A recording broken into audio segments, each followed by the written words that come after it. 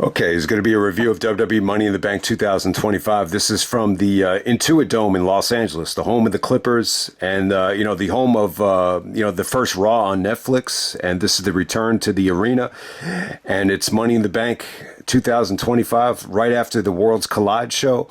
I didn't get the chance to see Worlds Collide. I did see the main event, though. I would definitely recommend checking out Vinkingo and Chad Gable.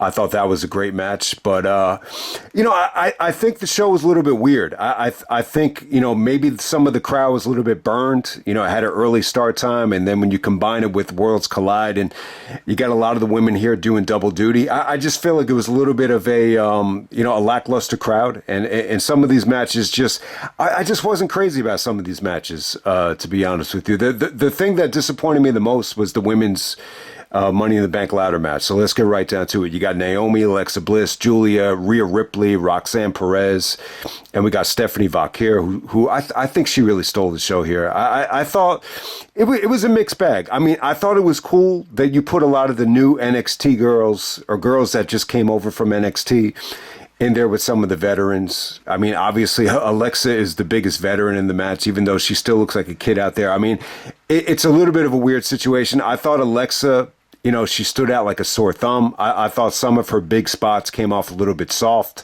and I just thought she looked out of place for the most part. But on the flip side to it, Stephanie Valkyria had a great show, and she busted out, the big move on the horizontal ladder where she's doing the Devil's Kiss. Obviously, they used to call that the Skull Crusher. When Alex Shelley used to do it, they used to call it the Skull what. But I like the Devil's Kiss name. Stephanie has, ties to, she's got very much a Dusk Till Dawn type of look, which is very, devilish and vampirish. So I love the name of that move. But hey, I thought Julia had a good showing here. I think you got to give credit to, some of the NXT girls. Obviously, they did double duty with Worlds Collide, and there was even another show that I think Julia wrestled on, but don't quote me on that. But I think one of the issues with the match is, there was like a lot of, I think they tried to, I just think for the most part, a lot of it just, came off a little bit flat. I thought the crowd was a little bit dead for the most part. And I thought some of the big spots, they tried to set up, two horizontal ladders, connected to the vertical ladder. And they tried to do like a lot of, simultaneous moves. I think it was Naomi and then it was Roxanne. They did like a double code red. I don't know. I just thought it came off a little bit weird. And then Alexa and Rhea, they do like a simultaneous Sister Abigail and a Riptide. So a lot of that stuff I thought came off a little bit weird. I'm just not crazy about Naomi winning. Naomi wins this thing. There's a big spot where she knocks off, Rhea Ripley and another girl off the top of the ladder. And it's a pretty big spot. But Naomi wins. She's a heel. I think it always makes sense for a heel to win the Money in the Bank. You have two heels going over and winning the briefcase tonight. But I'm just not crazy about Naomi as a heel. So, yeah, this is just a match that I had to kind of force myself to watch. I mean, look, I thought this had potential going into it. I just thought there was a lot of lag during it, and I just thought some of the Alexa spots just came off a little bit weird. So, yeah, I'm not crazy about the match. I thought it was okay. I would say that this is, the last time Alexa was in one of these matches with Zelina, the spot that she did with Zelina Vega, like I thought that was a horrible women's Money in the Bank ladder match. I would say that this is probably the weakest, one that they've had since that one. I think that was Money in the Bank 2021 when that was the first show with the fans just came back, if anyone remembers that. But we're going to move on to the WWE Intercontinental Championship match. We got Dominik Mysterio coming out there with Liv Morgan to take on Octagon Jr. All right, so they set this match up at Worlds Collide, which was cool. I think Dominik, being involved with the Worlds Collide show, made all the sense in the world. And, I don't think it's his fault. I think he definitely wanted to go out there with Octagon and put on, something memorable. It just felt a little bit short, having Liv out there, she interfered in the match. So, I thought you did get to see some good stuff from Octagon Jr. Like he busted out some really, really cool things. The fans are actually really into Dominik, say what you want about it, but it just felt a little bit too short. And, But I thought it was a nice little surprise, but it was just it just never really got going. So next up, we have the last chance WWE Women's Intercontinental Championship match. We had Lyra Valkyria, taking on Becky Lynch. If Becky Lynch lost, she wouldn't be able to challenge, for the title again as long as Valkyria was champion. But if Lyra Valkyria loses, she was going to be forced to raise Becky Lynch's hand and acknowledge her as the better woman. So there's a lot at stake here. If you're able to watch the video package, they probably would have done a better job of explaining it. If you got the chance to watch just the replay, they didn't really talk about this stipulation that well. So I didn't even realize that this had a stipulation attached to it. But I thought this was the match of the night. I definitely think it was. I think back-to-back matches were really, really good. The Backlash match, a lot of people thought that was even better than I gave it credit for, and I thought this was just as good. I mean, you had great stuff here. Now, I'll say this about it, though. I think, this easily could have been on Raw. You say to yourself, why is Becky and Lyra, why are these women on consecutive premium live events while, you got great wrestlers like a CM Punk or AJ Styles that miss both Backlash and Money in the Bank? It's a little bit weird. I mean, to me, I thought this was tough to get excited for. I'm not a huge Becky Lynch fan, no matter how you slice it. I think she's a good wrestler. I think the match is good, though. I think it was definitely the match of the night. I think Lyra continues to impress. I was just impressed with her strategy and her technical expertise, especially the way she was applying like a lot of pressure to the neck on some of the submission work. And once again, you had some good reversals here. I thought the manhandle slam off the top rope came off great. And yeah, I mean, there was just some good, counters here. And, it's all about leverage, as Paul Heyman would say. And Becky gets the tights and ends up pinning Lyra. Lyra actually puts the belt on Becky. And, Becky kind of forces her to, hold up the hand on all four sides. And then all of a sudden, Lyra gives her like a deadlift German suplex and another, Death Valley driver. So I thought the ending was pretty cool. And, the match was good. I mean, the match is really, really good. Not to mention, I thought Lyra looked awesome here on some of these spots, especially that guillotine leg drop off the guardrail. I thought that was pretty cool. So, yeah, I thought this was match of the night. Next up, we have the men's Money in the Bank ladder match. We got Seth Rollins taking on Andrade, El Grande Americano, LA Knight, Penta, and Solo Sikoa. So, yeah, I really thought Chad Gable, he was the MVP of this whole weekend, I would say. I thought him and Van Kingo was a pretty good match. I mean, I would definitely give it 4 stars. It's not as good as like Kenny Omega and Vin Kingo, but it's definitely worth checking out. They got the main event. It's on WWE's YouTube channel. You could watch it in the whole show, and they uploaded the individual match, so definitely check that out. But yeah, I thought Gable was awesome here. To be honest with you. It's a long match. It's a little bit too long for me. I wasn't crazy about the match as a whole. I think you had some good lucha action here, for the most part. Penta being in a ladder match is always a winning recipe. I mean, you've seen him in ladder matches in the past in AEW, so you knew he was going to be awesome here. He did some great things.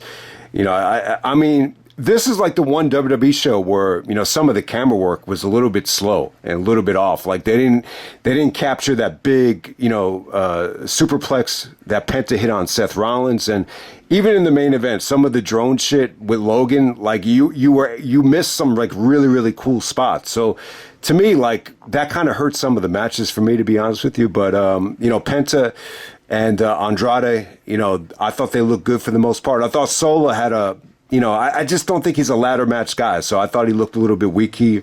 Give credit to LA Knight. I thought one of the most awesome spots here, El Grande Americano. He did a really, really cool,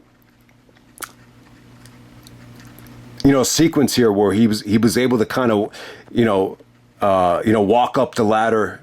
It's hard to describe it, but he was able to kind of take the ladder and use it as like a stepping stone, and he was able to walk on top of it and, going for the belt, and then LA Knight is able to intercept him and gives him like a backdrop driver off the top of the ladder, and they almost hit the ladder that's on the floor.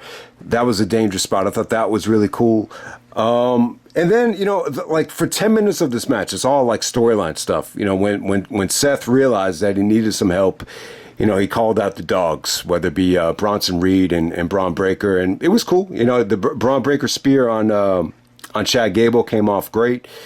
I mean, they're really doing the thing out there. Then all of a sudden, Jacob Fatu comes out. Fatu does a beautiful Samoan drop on Bronson Reed, which got a holy shit chant, which looked amazing. So all of a sudden, you have Fatu, kind of laying at the red carpet for Solo Sikoa. So it just looked like Solo was going to win this thing.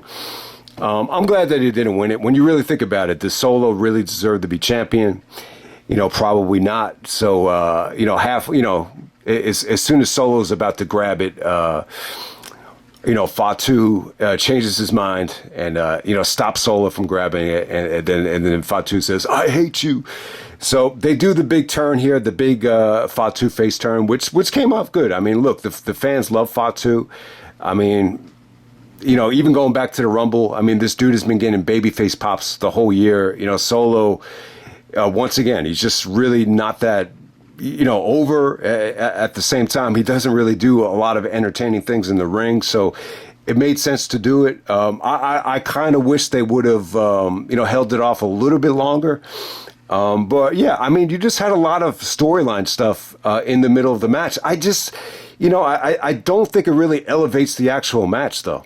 I really don't. I think anytime you do storyline stuff in an actual match, it kind of kills the replay value for me. So I don't look back at this match like it's a great Money in the Bank ladder match, and I wouldn't agree that this is one of the better Money in the Bank ladder matches that we've ever seen, like, some people are saying. The ending was cool. Obviously the Fatu stuff, it looked like it was going to put an axe to Seth winning this thing, and then because of the turn, it gave Seth another chance to win it. LA Knight put up a good fight. Rollins is able to do a brutal looking counter to the Blood Force Trauma and, wins the Money in the Bank for the second time, which, I mean, it's very predictable. Seth really stuck out like a sore thumb here. I mean, he really is the only guy that is, somewhat of a legend, in the midst of all these workers here. I mean, he really is the only, Hall of Famer out there. I mean, let's be honest. So I don't know. Seth Rollins winning the championship in this Paul Heyman stable, it really doesn't get me excited. I really don't feel like sitting through another Seth title reign. So I'm going to hope that he does not cash it in. I hope it's one of those situations where he pulls a Baron Corbin and doesn't cash it in. But who knows? He might cash it in on Raw, which would be tonight. I haven't seen it yet. Gunther is taking on Jey Uso. I would assume that Seth is probably going to try to cash it in. The way this stable is set up, it almost feels like it just can't work unless Seth has the power and has the championship. So, I'm just not in the mood to see another Seth Rollins title reign, especially within a faction. It's as simple as that. But let's move on. We got Cody Rhodes. All right, before we get to the main event, they made a big announcement about WrestleMania. It's going to be in Las Vegas for the second year in a row. Personally for me, it doesn't really matter. I will say this. I don't think the crowd in Las Vegas was like great this year for WrestleMania, and I think WrestleMania ended up falling a little bit flat. I think in the eyes of most people overall. It almost feels like it's a little bit cursed because of Hogan when you go back to WrestleMania 9 in Vegas. So, that's the only negative I'll say about it. But to me, I think in today's climate, I think it would have been a huge buzzkill if it was in Saudi Arabia. And eventually WrestleMania is going to be in another country, so that's coming. I'm just glad that it's not happening anytime soon. But hey, WrestleMania being in Vegas, I think with the way travel is right now, I just don't think it's that big of a deal. So, and we're going to move on to the main event. We got Cody Rhodes and Jey Uso taking on John Cena and Logan Paul. They go about 24 minutes right here. I thought it was pretty good. I don't think it was great. I think it could have been worse. I don't think this felt like a whatever, television tag team match. I thought it was pretty damn good. I'm going to say this. I think Logan really stood out here. I think he had some of the most memorable bumps in the match. The only thing I wish he could have done differently was not use the drone, because there was a really awesome spot. He's using the drone. He's about to do the frog splash on Cody. Cody comes up, jumps up for the Falcon Arrow. And I mean, you could argue that it was pretty cool to have a not a bird's eye view, but a front row seat of Logan getting Falcon Arrowed on the drone. But then they missed the Jey Uso, splash. So, I just would have preferred to see what happened because you couldn't even tell what the fuck happened. You just see Logan getting, demolished with the drone upside down. So it was a little bit weird. But hey, give Logan credit. There is a beautiful, after Cena actually gets speared on the marble table, the table doesn't break. And eventually Logan's able to hit an Asai moonsault on the table to Jey Uso. It was awesome. Breathtaking bump. It's almost like a Shawn Michaels, 1996 level bump right there. I thought that was pretty good. I was going to say, I think really Cody, it was a good return for Cody. I do feel like Cody is by far the best worker in the match, but I think as the match progressed, it didn't feel like Cody was red hot. As hot as I thought he would be in terms of, the hot tags and everything. I don't think Cody and Cena's, I just don't think Cena is great for Cody's offense. It's just a lot of the sequencing with the setups into the crossroads just look kind of ugly. Even Cena's coordination on some of the belt shots don't look good. But hey, I thought you had some good action here. You had a lot of consecutive, finishers. Cena hits the attitude adjustment a couple different times, and you had some good breakups. There was one sequence here where you had, Cena hit the, I think it was Jey hit the spear. Cena hits an attitude adjustment. Logan actually misses and hits Cena by accident with the splash. There's a sequence here where Logan actually botches the buckshot lariat, shades of CM Punk from Double or Nothing right there. And there's just a lot of good, consecutive action. Logan actually hits Cena by accident.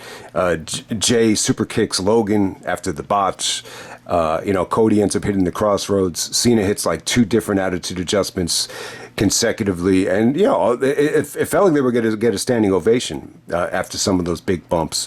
But yeah, after Cena actually uses the belt to hit Cody, which it never looks good, and some of the fans were booing Cena. Cena for the most part got cheered for the most part. But on the belt shot, you can see a lot of people just putting their thumbs down because it just felt like it was just going to be a flat finish.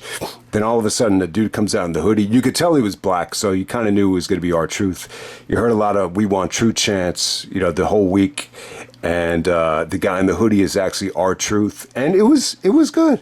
I mean, I think it was the right call to bring R-Truth back. I really think R-Truth, can do something really, really emotional with Cena. I think this will give him the chance to flip the switch.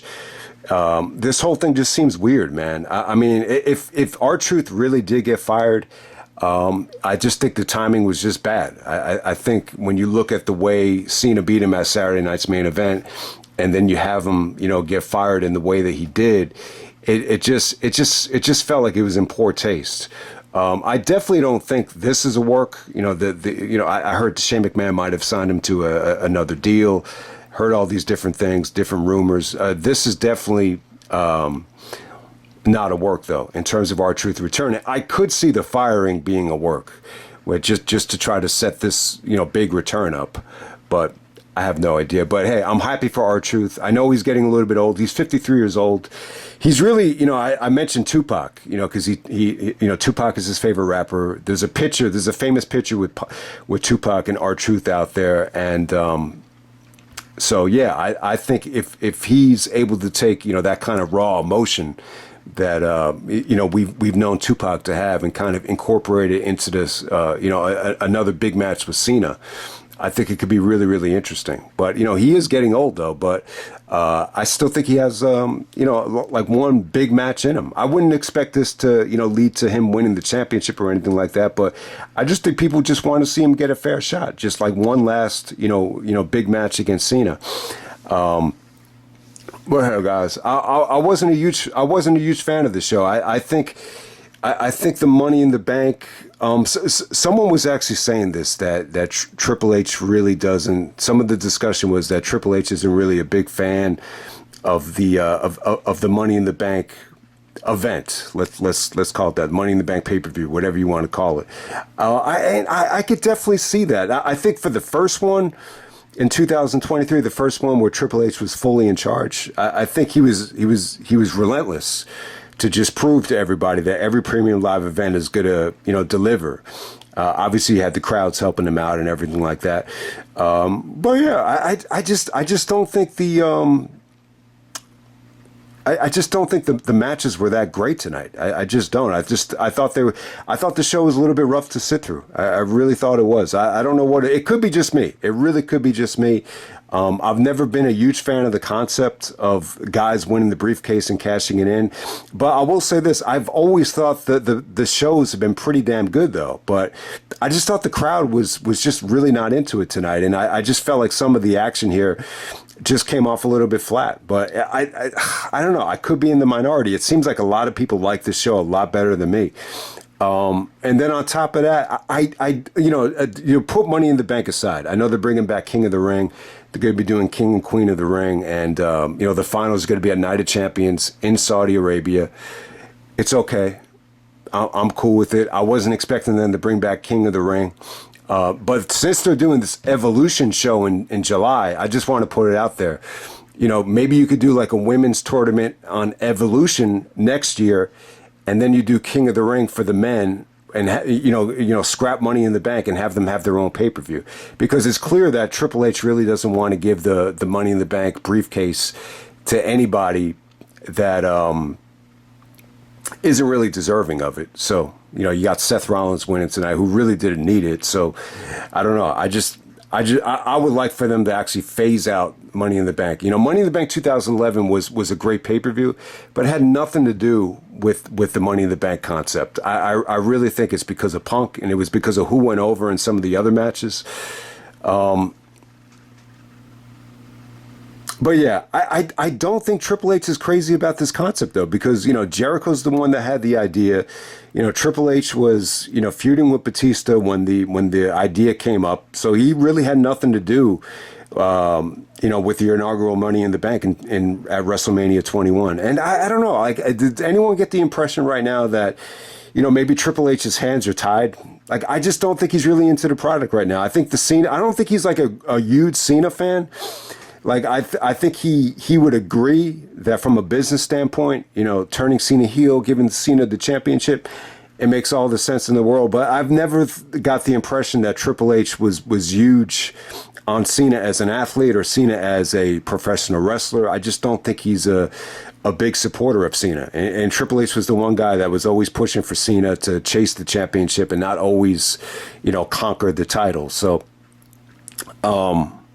yeah, I mean, I think when you see Triple H going to NBA games and you see, highlights of, the Knicks and the Pacers on Raw just to kind of kill time,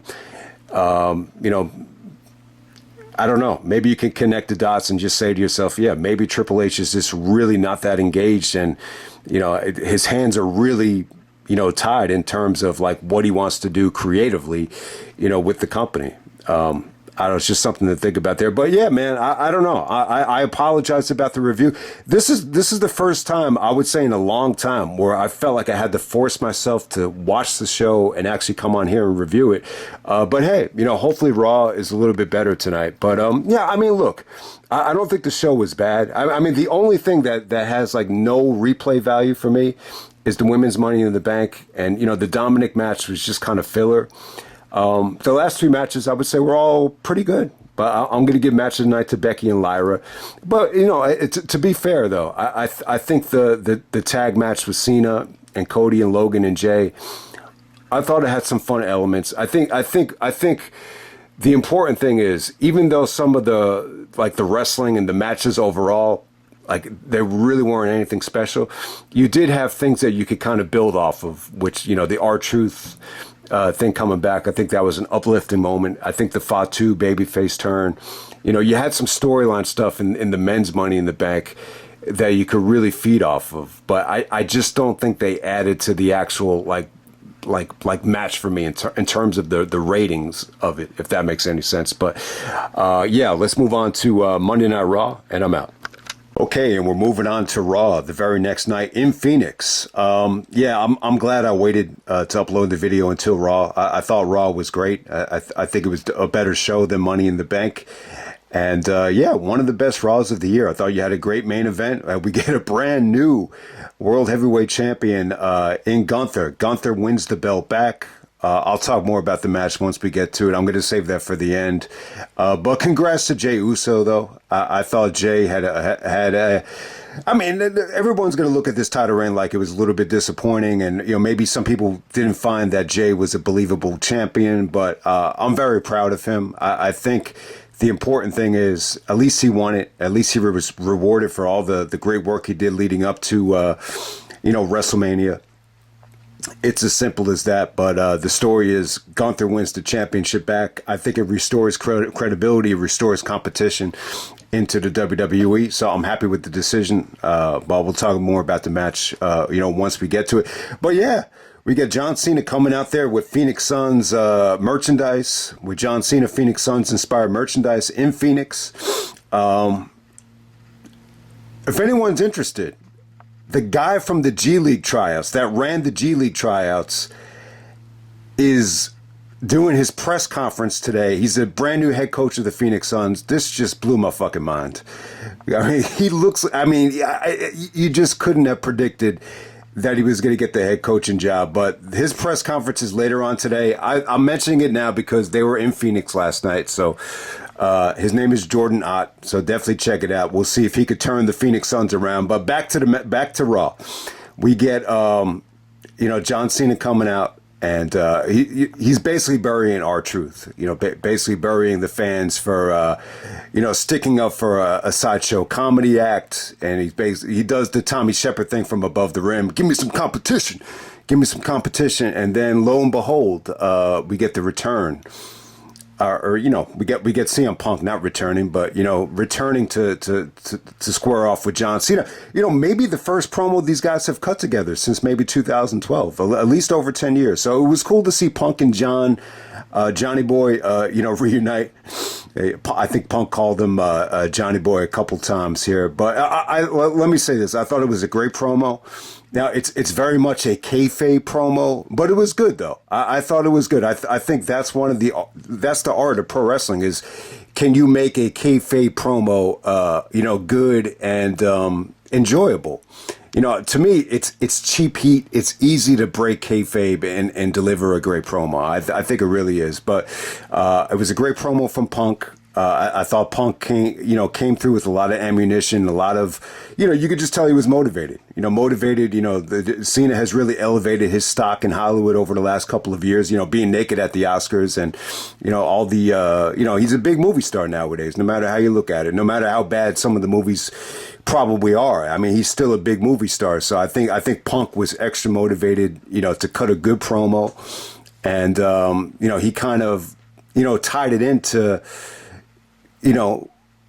the shoe is on the other foot now. It's, Punk is sticking up for the people. He's not here for the establishment. He's not here representing TKO, but he's here, for the people. I know some people have mixed feelings on Punk, saying he's here for the people because, you could argue that he walked out on the people or whatever, but I thought it was good, man. And he did kind of tie in, older promos. He mentioned, Cena's just a smoke on the wheel. Like eventually you're going to be a smoke on the wheel too. He did mention the title. He said to Cena, I think the title is ruining you. He's like, when I was champion, it destroyed me. But now, when I came back to the company, I didn't want to be champion, but now I realize I have to be champions because I have to become a monster to fight you, who, you're becoming a monster. So I need to, kind of taking the thing that he did with Raven. He needs to become a monster to fight the monsters of the world. So he kind of referenced two of his best promos, in the promo. So I like that about it. And it challenges Cena to a match on Raw. I knew the match was going to take place, last night because, Gunther and Jey Uso, they already announced that match. They weren't going to give us two championship matches. And then Cena basically agrees to it. He's like, you want Cena and Punk one more time? Well, but not tonight, but you're going to get it. You're going to follow me to Saudi Arabia and it's going to be at Night of Champions. So I'm a little bit torn on this. I think, Obviously there's a lot of money at stake. They haven't been to Saudi Arabia since November, so it's not like they're going there all the time. It sucks that the fucking Royal Rumble is in Saudi Arabia. And to me, it sucks that the Cena Punk match is going to be taking place in Saudi Arabia. The promo pretty much ends with Seth coming out, which was cool.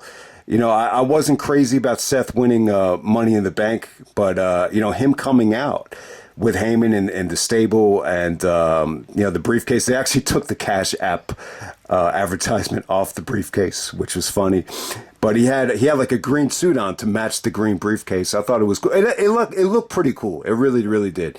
So if Seth is going to cash in, it looks like he's going to jump into this title with Cena and Punk. And, that kind of led the door open for Gunther to win it tonight.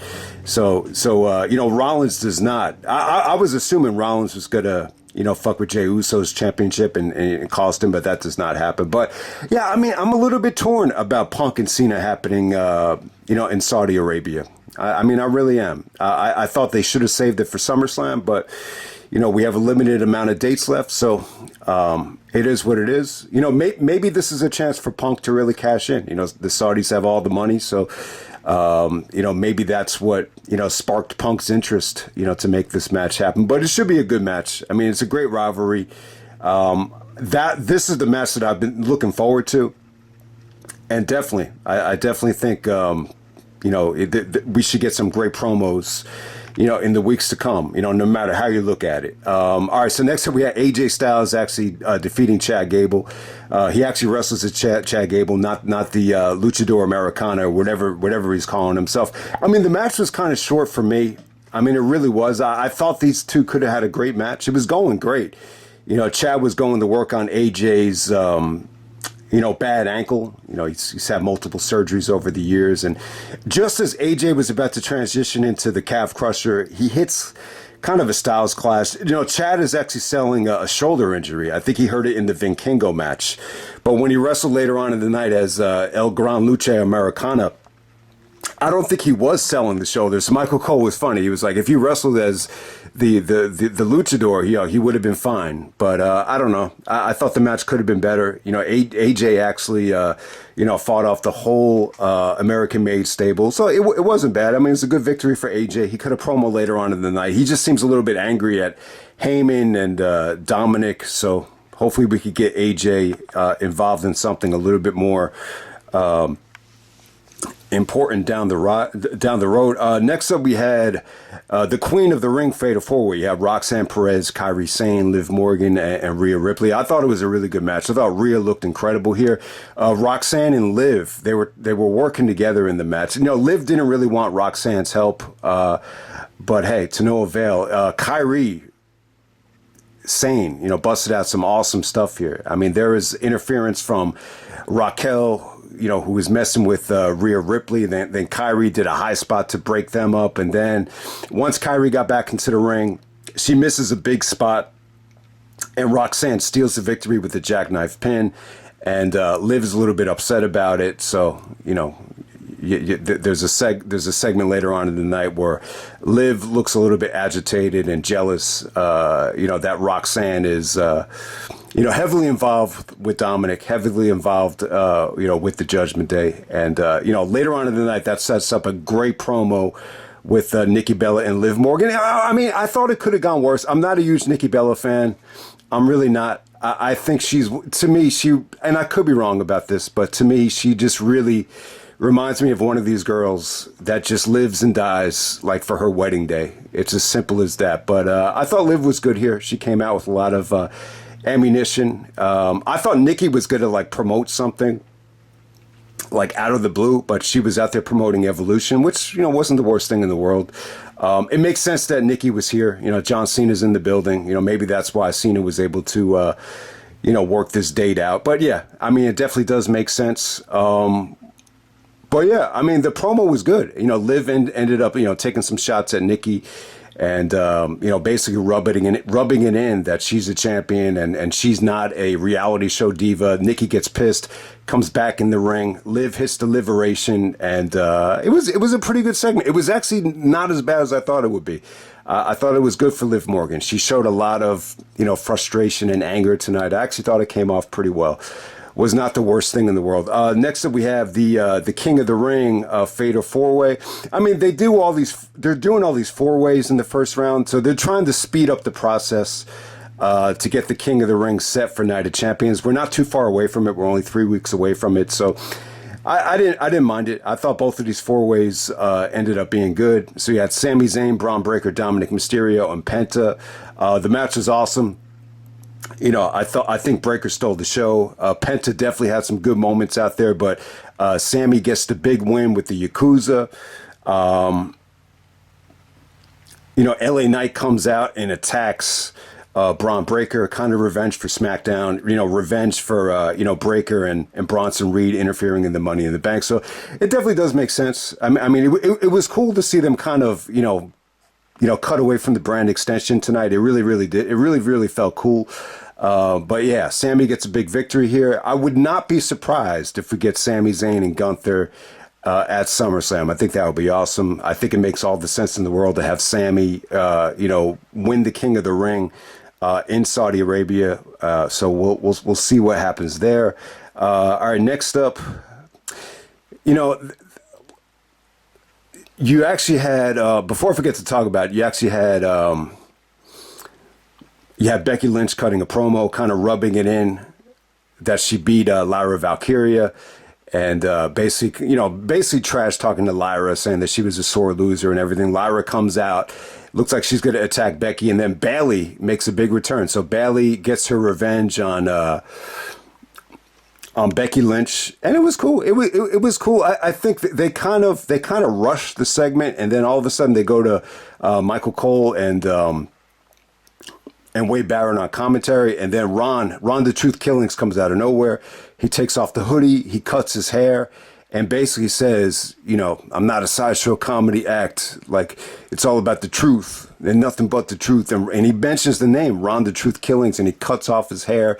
And I thought it was awesome, man. I mean, I would have wanted, Ron the Truth Killings to, follow up and do something with Cena. It looks like Cena's going to be involved with Punk. I would like to see, Ron work with Cena one more time. It's just kind of tough to make that work because, Cena's not going to drop the belt to, Ron Killings. But yeah, look, the Truth has a lot of momentum for whatever the fuck happened with letting him go. It was just bad timing. I think sometimes the WWE, they do these things where sometimes the timing is just awful. And they did the same thing with Daniel Bryan as well. They've done the same thing numerous times in the past. But good, man. This is really, I think Ron Killings has the Matt Hardy momentum right now. So we'll see if he can have like one last, run right here. So I mentioned Tupac. The most important thing I wanted to mention with the Tupac thing is Tupac is dead right now. But, it's well documented that Ron the Truth Killings, he told Jericho he's a huge fan of Tupac. There's a famous picture of him and Tupac. And it's important because they're the same age. They're the same age. So if he could take, we'll never, know what Tupac could have become at 50 years old or 53 years old. I don't even know if he was made out to live that long. It almost sounds weird even thinking about it. But, if he could kind of take that emotion that he was a fan of and trigger it into something special here, I would love to see it. I thought it was a great moment for him. Everybody knows Ron the Truth Killings, had a great run in NWA TNA. He was one of the first NWA TNA champions. And, he was great for that company. He's a hell of an athlete. He's a hell of an entertainer. Look, I know he's been kind of classified as a 24/7 comedy act, but if you really know him, man, he could offer a lot. He could bring a lot more to the table, than what he's shown since he's come back at War Games. The same night Punk came back, the same night Randy Orton came back. But hey, man, we're gonna move on to the main event. We got Jey Uso defending the world title against Gunther. I thought the match was great, man. This is the match that they should have had at WrestleMania. I thought it was competitive. It was drawn out. It was. I thought it was going to be predictable. I said to myself, Jey Uso is probably winning this thing, but what really opened the door up for them to just go out there and deliver is, Seth, deciding that he's gonna, go after Cena's title. I think he kind of, opened the door for Gunther to win this thing. I mean, you say to yourself, why would Gunther win if Seth is, eyeing this title? You can't have Seth targeting a heel in Gunther, but it was great stuff, man. Jay was really selling, the ribs because of Logan Paul's side moonsault through the table and, Bronson Reed tsunamis. So he's really, going to work over, Jey Uso's ribs and targeting him with a lot of backbreakers. And, Gunther was brutal with the sleeper, but it was good, man. There were some great counters here. Jay did a Hurricane Rana to Gunther's powerbomb. And, some of the transitions into the chokes, from Gunther to Jay were just really well drawn out. And you just had a lot of great drama. And, even when Jay tried to make his, merry-go-round around the world with all the splashes, Gunther was able to, stay away from it and, just be relentless with the sleeper. And then, eventually, I didn't think it was going to happen, but, Jay eventually does pass out. But, yeah, I mean, it was drawn out, though. I mean, look, it looked like Jay was going to die a couple times, and he was able to fight out of it and, counter his own sleeper. Michael Cole was even like shades of WrestleMania. But, Gunther actually wins this thing. And it was a breath of fresh air. This is one of the more pleasant surprises in terms of a title change I think I've ever seen. But yeah, I think they did a good job of, booking Gunther after WrestleMania. I think the McAfee stuff, was designed to just, give him some, another dimension of a personality. And you wanted to show that ruthlessness and, the fact that he could go up against someone like McAfee, who's a hell of a personality and, really dominate him. I thought it was a good story for Gunther. I really thought it was. But hey, congratulations to Jay. I know some people compare this to Kofi Kingston. I think that's a good comparison where, everybody in the world got behind them, but the actual title reign, it's a little bit disappointing and it's a little bit, underwhelming in terms of the believability factor. But I'm still very proud, of all the work that he's done. No doubt about it. But yeah, that whole rocket ship thing, remember Triple H was saying to him, we're going to put a rocket ship on you. So when I saw that, I was just like, oh, okay, because Jay is selling merchandise. I guess he's never going to lose the championship. But lo and behold, Gunther wins it back. I'm just a huge fan of Gunther. I think he brings a lot of credibility. He really doesn't fit the mold of the WWE superstar thing. It really is like an international independent legend, being in the WWE. So I really enjoy, Gunther being champion. But yeah, I think it was a good Raw. I think it was a good Raw. I was really underwhelmed with Money in the Bank. I don't think, post WrestleMania season has been great. I really enjoy Cena as a heel. I think there's still a lot of good stuff to look forward to, but for the most part, I think the match quality, I think it's been rough. I definitely think it's been rough, but you put Cena and Punk in the same ring together, whether it's on the mic or in the ring, I think you're going to get something special. And now that I think about it, I think Rollins with the Money in the Bank, especially with the Punk and working with Punk and Cena, I think we're in store for a lot of good stuff in the summertime. So a pleasant surprise. Raw exceeded my expectations. Money in the Bank, I didn't really have any expectations for it. It was just kind of like a whatever show to me. I really wasn't ready for the turnaround that quickly, right after Saturday night's main event and after the finals and after Double or Nothing. I thought it was a quick turnaround with Money in the Bank, and I just really wasn't, I wasn't that excited about it, and I just didn't think it was that great of a show. But hey, it perfectly set up Raw, and Raw ended up over-delivering. So hope everybody enjoyed the video, and I'm out.